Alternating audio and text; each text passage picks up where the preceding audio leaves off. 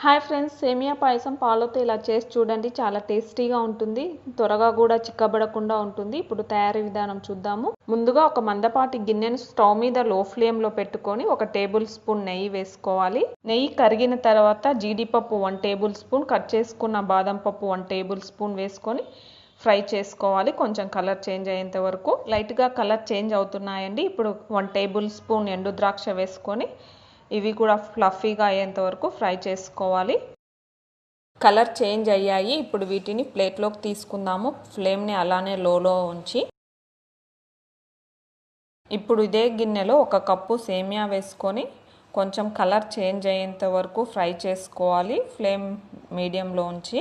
Roasted సేమియా తీసుకుంటే వేయించాల్సిన అవసరం లేదండి. నేను మామూలు సేమియా తీసుకున్నా కాబట్టి వేయిస్తున్నాను.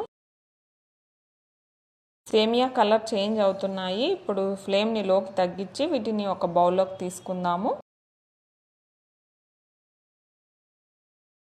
సేమియా మొత్తం తీసుకున్న తర్వాత 3 కప్పుల పాలు పోయాలి ఇదే గిన్నెలో.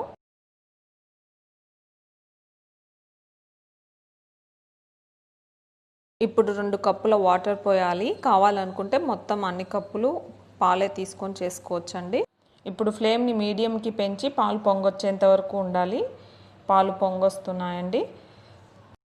ఇప్పుడు దీంట్లో వేయించి పెట్టుకున్న సేమియాని వేసుకొని కలుపుకుంటూ ఉండాలి, లేకపోతే అవి ఉండలాగా అలానే ఉంటాయి.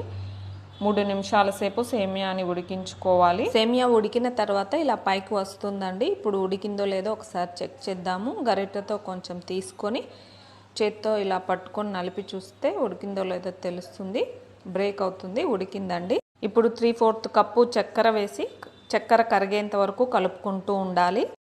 తీపి ఎక్కువ తినేవారైతే 1 కప్పు చక్కెర తీసుకోవచ్చండి. చక్కెర కరిగిందండి. ఇప్పుడు 1/2 టీ స్పూన్ యాలకుల పొడి వేసి కలుపుకోవాలి.